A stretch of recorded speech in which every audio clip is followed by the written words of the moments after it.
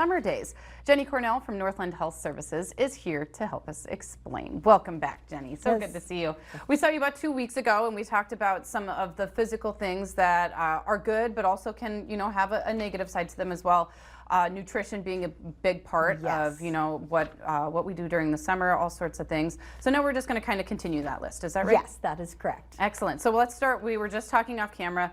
We were talking to Heidi about her busy social calendar. Yes. So let's start there. Socializing. It can be such a good thing to be meeting up with friends again, seeing people that you don't get to see all the time. But at the same time, it can have a drawback. Exactly. It's like, what is too much?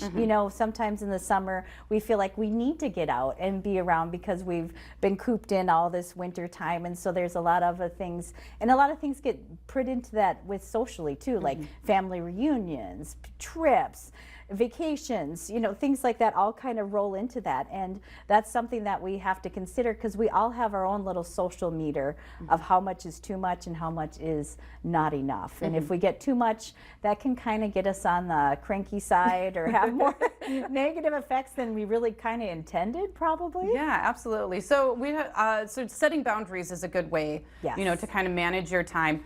But my question is, how do you do that? Because whenever I try to set boundaries, there's always a part of me that feels guilty because it's, telling someone no. How can you, reason with yourself to tell yourself it's okay to say no from time to time? Yes, that's a very, very good question. And a lot of times we feel compelled to meet the other person's needs, but it's the old saying, we got to put our own air mask on first before somebody else. So if we're not saying no, we're putting ourselves at risk and actually making that relationship more of a risk, because if we're there kind of out of resentment or there out of begrudgingly, that's not really being present or fair for that situation too. So it's okay to say no and to keep some things just to yourself. Absolutely. And have your own time and maybe make a compromise. Find something else that you can do later. Like, I can only come for 15 minutes before I drop this off, or hey, how about next month, or plan something maybe in the winter or time to get together.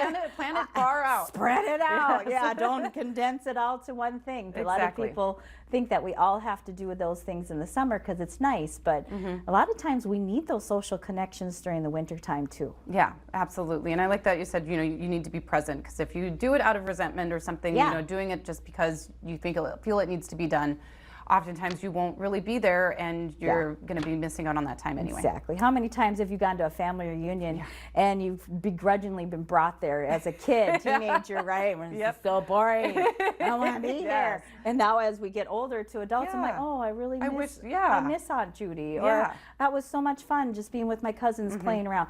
Perspectives change. Life and values change. So being present can help us be mindful of what we really need in that moment. Absolutely. So along with these travel plans can come with the stress of travel. How can we manage that? Yes.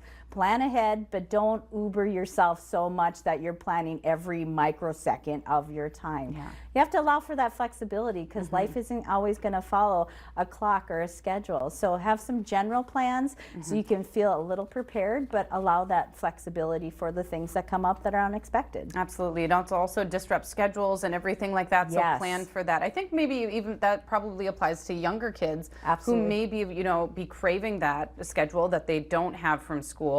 And all of a sudden everything gets thrown into, well, it's summer vacation. You kind of fill your time how you need to. So. Right. As parents, we get so busy of trying to plan our kids every second of the day during the summer. Like, they're going to have t-ball here, tennis here, there. But sometimes we fill up their schedules a little too much. We don't allow those times for just that free play and that relaxation that they need as well. Yeah, which brings us to our next time, is boredom and isolation. Sometimes kids just need that. They need the time to free play and use their imagination. Yeah.